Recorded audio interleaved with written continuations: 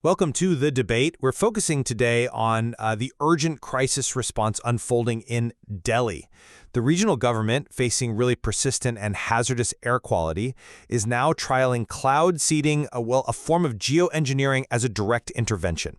This measure comes as the material highlights Delhi's grim, decade-long distinction as the world's most polluted city. We're talking levels of fine particulate matter, specifically PM 2.5 and PM 10, that regularly spike far, far above previous global crises like Beijing's infamous 2013 airpocalypse. So the central question that emerges from this material is deeply pragmatic, I think.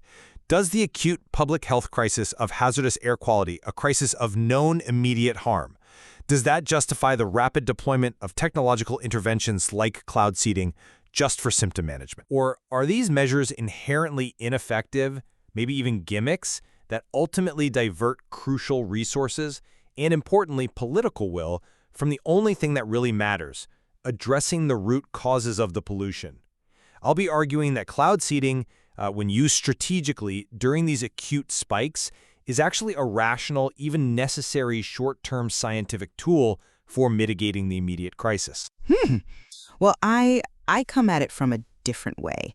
While we absolutely have to acknowledge the severity of the crisis, the deadly mix of industrial, agricultural, and vehicular emissions just trapped over the city, I believe this specific intervention, the one involving aerial release of chemicals like silver iodide, is, it's a fundamentally flawed approach.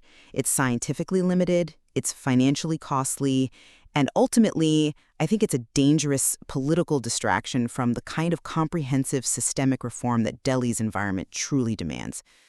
It feels like an easy spectacle, not a real solution. Okay, but the focus here, I think, must be on obligation and immediate necessity. The government, currently led by the BJP, is facing an immediate and escalating public health emergency. It demands action now. When PM 2.5 levels, and these are the tiny, deadly particles that get right into the lungs and bloodstream, when they regularly surpass safe limits by hundreds of points, the priority it has to shift, doesn't it? From just long-term planning to immediate symptom relief. This cloud seeding intervention, it isn't pitched as a permanent fix. It's intended as a surgical response, specifically timed for periods of crisis, like that thick brown haze that settled over the city right after Diwali. The scientific mechanism, it's not miraculous, but it's clear. Using aircraft to release silver iodide particles, which have a crystalline structure similar to ice, helps modify cloud structure, enhance the chance of precipitation. Chief Minister Rekha Gupta is moving forward, expecting artificial rain if meteorological conditions permit. And look, even if experts acknowledge the resultant effect is, quote, small, any immediate reduction in toxicity seems warranted when pollution levels have demonstrably risen by 6% in 2024 alone. The priority has to be mitigating acute exposure today. Right. I understand the impulse to act when confronted by those truly shocking statistics. But I'm sorry, I just don't buy that the impulse translates into sound policy here. The plan is fundamentally flawed because, as Professors Ghani and Achudarao pointed out, it's really a textbook case of science misapplied. The severe scientific limitations of cloud seeding just severely undermine its claimed utility. We know the silver iodide principle works fine under specific conditions, but the material emphasizes a critical meteorological reality. The process requires existing developable clouds. Crucially, clouds are frequently not present over Delhi during winter when pollution peaks. This is because of that phenomenon, atmospheric inversion, where a layer of warm air traps the cold, dense, polluted air right underneath it. These stable conditions, the ones that cause the worst haze, they often coincide with clear, cloudless skies. So the tool designed to fight the crisis is basically inaccessible precisely when the crisis is at its worst. This makes the effort a dangerous distraction that ignores the complex root causes of those trapped emissions.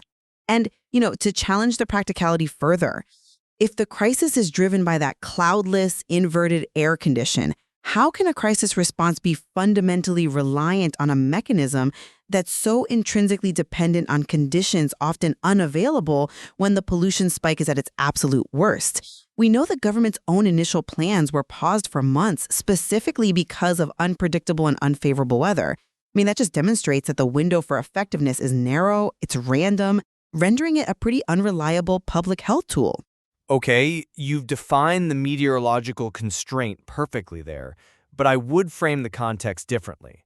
We have to distinguish between an attempt at a systemic, continuous solution, which, let's be clear, cloud seeding is not, and the necessity of having some mechanism for immediate, acute crisis management during specific windows. The immediate crisis, it demands the use of the technology when conditions do permit. That haze that followed Diwali, for instance, it created a humanitarian necessity. The mechanism itself, using silver iodide particles as nucleation sites, that's a well-established standard method for inducing precipitation. And given the extreme severity of PM levels, exceeding Beijing's 2013 situation quite significantly, even a small, timely effect that helps scrub the air, maybe just for a day or two, that justifies the cost of the trial, doesn't it? When we talk about reducing the dosage of poison citizens are breathing daily, the constraints of the weather window don't invalidate the effort entirely. It simply means the government has to be prepared, ready to utilize that window immediately when it opens. But let's pivot slightly to your deeper point about distraction and systemic causes. While I absolutely concede cloud seeding doesn't solve the root emissions problem, the crop burning, heavy industry, the traffic, all of it, the current health risks posed by these PM 2.5 and PM 10 levels, they necessitate symptom management. If we have a proven, immediate health catastrophe unfolding, can we really justify an action by simply saying, oh, we're waiting for multi-year policy changes to take effect? What is the specific, viable, immediate alternative to managing the symptoms that you propose? If we dismiss cloud seeding, what relief measures should the government immediately implement to reduce the toxicity citizens are facing right now, today? That's a compelling argument regarding the immediate need. I grant you that. But the problem is the resource allocation. The investment in these types of interventions is precisely the issue. By investing significant political capital, and let's face it, substantial financial resources, and experts are calling this a costly gimmick, remember, the government is essentially manufacturing the appearance of action. This gives them political cover while they avoid the necessary, stringent, and yes, often unpopular structural initiatives required to actually tackle the sources of pollution that get trapped by that colder, inverted air. And we have to look at the recent historical precedent here. This type of response, it's depressingly similar to the multi-billion rupee failure of the smog towers erected by the previous administration. Those massive structures, they were found to be largely ineffectual at improving air quality on any meaningful citywide scale. So why should we believe that another costly technological spectacle, one constrained by the basic laws of meteorology no less, will yield a different result? It feels like a pattern of relying on quick, visible fixes rather than difficult structural policy reform, like actually enforcing emission standards or managing agricultural burning effectively. I see why you draw that parallel. And the comparison to the smog towers is rhetorically powerful, especially when discussing fiscal prudence. However, I'd frame the expenditure differently. Smog towers were physical infrastructure, right? Placed in the densest part of the city, requiring massive capital outlay for this localized continuous scrubbing that was structurally incapable of addressing the sheer atmospheric scale of the pollution. Cloud seeding, by contrast, it's a targeted scientific tool. It's used opportunistically to leverage existing weather patterns to essentially wash the air naturally. It's presented as a trial, an exploration of scientific capacity, not some attempt to physically engineer the atmosphere 24/7. So to dismiss any form of scientific experimentation aimed at relief during a crisis as just a gimmick seems to presuppose governmental bad faith. I mean, if the government is truly exploring all avenues, why should we reject the scientific exploration of precipitation enhancement simply because the public is also, quite rightly, clamoring for root cause reform? The two goals, immediate relief and long-term reform, they aren't necessarily mutually exclusive. Well, they become mutually exclusive when one diverts resources, attention, and crucially political responsibility from the other. And that brings us directly to the experts' serious concerns about the ethical implications of this rapid deployment.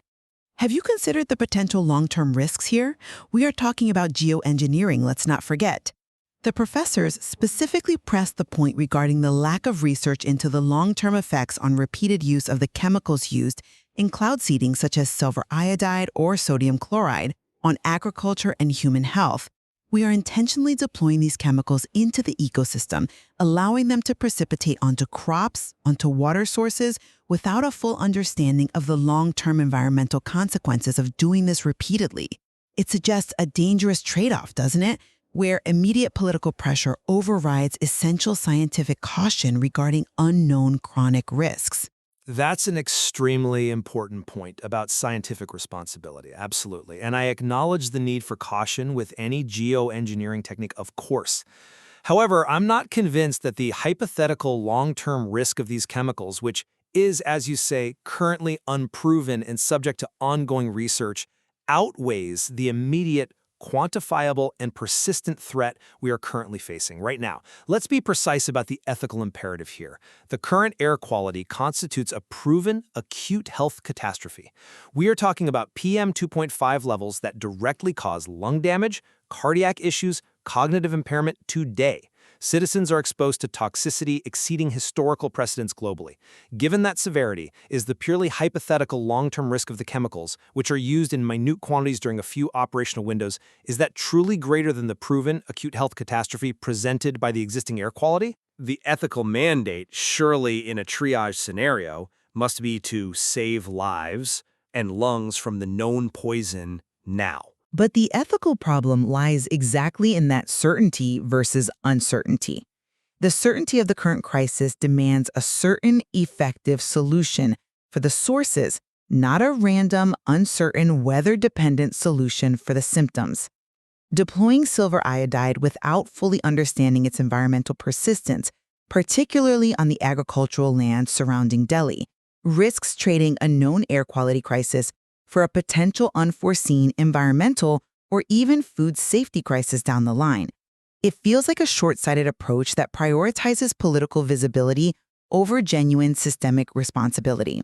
We simply cannot afford to implement a technological solution that fails to reliably clear the air, yet carries its own hidden, potentially serious risks. Well, the data shows the government hasn't stopped addressing the sources. They are simultaneously trying to enforce emission rules, however imperfectly. Cloud seeding is positioned simply as a supplemental tool. The immediate crisis is what makes the technology appealing, even necessary to explore. If this trial yields even a minor temporary reduction in those fine particulate matter levels, it buys valuable breathing time, literally, for millions of people.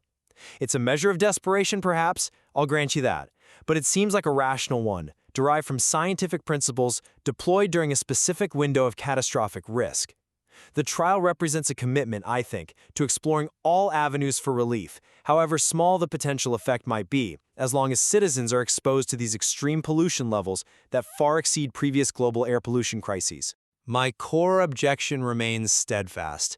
This approach suffers from fatal scientific limitations and, frankly, poor economic priority.